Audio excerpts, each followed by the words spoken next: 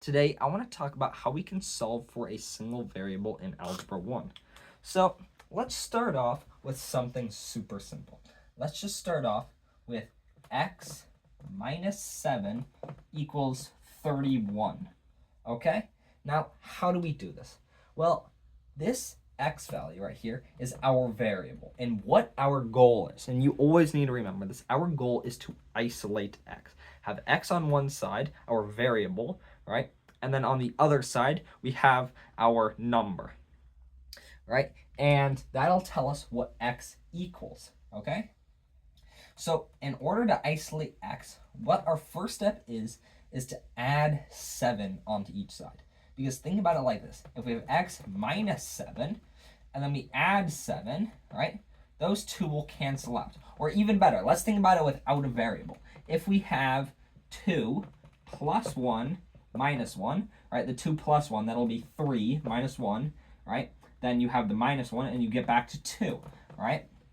So then we have plus 7, and whatever we do to this side, we always have to do on this side, right? Because what our goal is to solve for x, but we also have to keep the equality true, right? And what I mean by that is we have to make it so this expression is the exact same thing, right?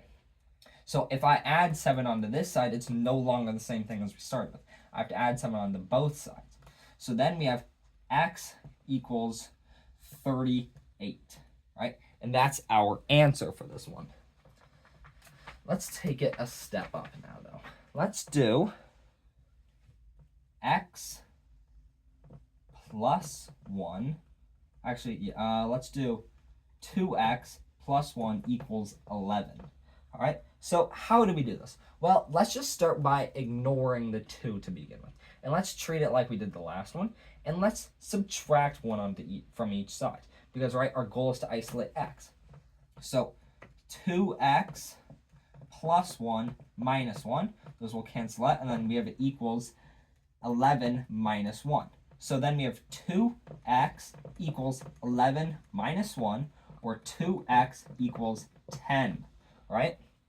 But now we have a problem. We have 2x. We don't want to isolate 2x. We want to isolate a singular x, just x, right?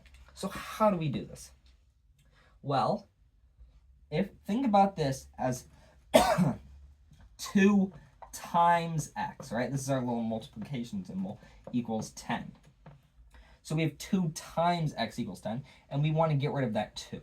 So what's the opposite of multiplication? Division, right? So we want to divide each side by 2. So these will cancel out, and we'll just be left with x. So x equals 10 over 2, right? And then x equals, so 10 over 2, 10 divided by 2 is, Jesus, that was a terrible 5, right? So now we've solved this. So let's actually go back and test this out now. So let's go to 2, and then we no longer want a 5. We no longer want x. We're going to put 5 where x was. So 2 times 5, and then plus 1 equals 11, all right? So then we do, this is 2 times 5. So 10, and then we have plus 1 equals 11. Then we have 10 plus 1, that's 11, equals 11. And that's perfect. So that's exactly what we want, right? So that means we've got the answer correct. That means, indeed, x does equal 5. So let's do another one. Let's take it even another step up. Let's do it. So we have x over 4 plus 2 equals, let's do 14, okay? So our first step, once again, we want to get rid of this plus 2 right here, right? Let's pretend like this x over 4 doesn't exist, and let's just get rid of this plus 2. So we subtract 2 from each side, minus 2 and minus 2. So we get x over 4, right? And then this minus 2 will cancel out, equals 14 minus 2, where x over 4 equals 14 minus 2 is 12, right? So then a lot of people, they'll get to this step and then they'll get all freaked out by this x over 4. You're not going to be one of those people, right? Promise me that.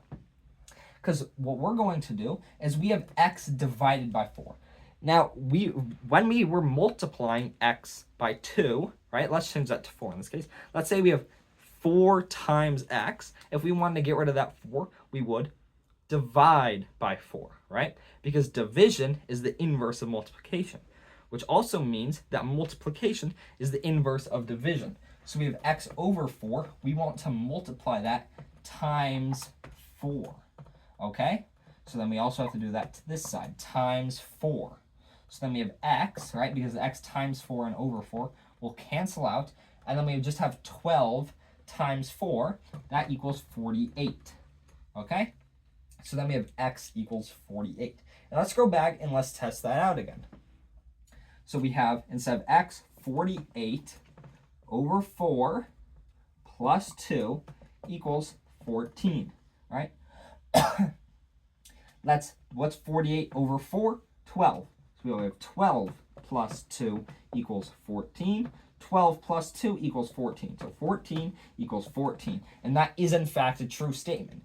If you end up with something like 2 equals 14, that's obviously not true, right? I don't need to tell you that. You can figure that out yourself. 2 does not equal 14. That means you did something wrong along the way when you were solving for x.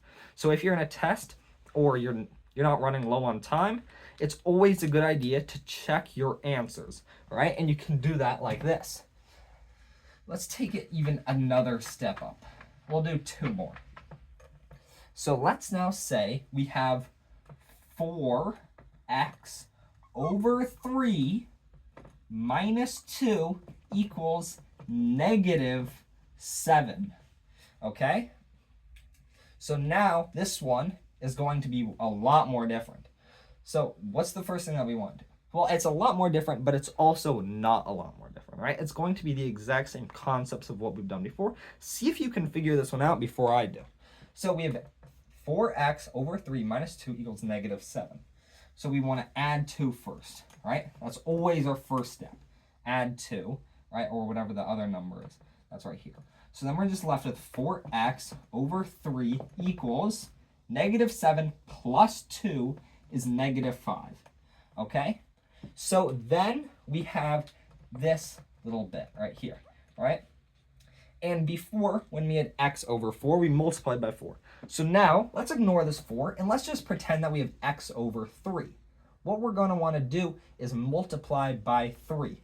So we multiply each side by 3, right? And we get, this will cancel out, that will cancel out, and we have 4x equals negative 5 times 3 is negative 15. Then we have x equals 4x equals negative 15. So then we divide by 4 and we get x equals negative 15 over 4. And we can't simplify this any further. And this is a fine answer. Most of the time you will actually have answers that are fractions. That is a perfectly fine answer. Okay? And let's do one more. We'll do one more kind of like that.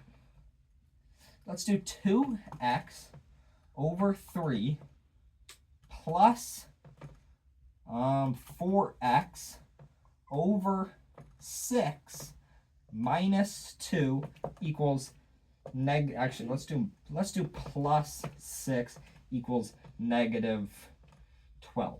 Okay? So this one is a lot more complicated, but once again, it's the same concepts, except now we have x in 2 different places, and it's over a fraction. So typically, if we didn't have it over a fraction, what we do if we have 2x plus 3x, right, we would just add these 2 numbers together and keep the x, so we would say this equals 5x. But right now, they're over a fraction, so now we have to work with that. But still, our first step is going to be getting rid of this plus 6. So we subtract 6 from each side. All right, so then we have 2x over 3 plus 4x over 6 equals negative 12 minus 6 is a negative 18. Right? Then we need to focus on putting these 2 into the same fraction. So what we're going to do is multiply the top and the bottom of this fraction by 2.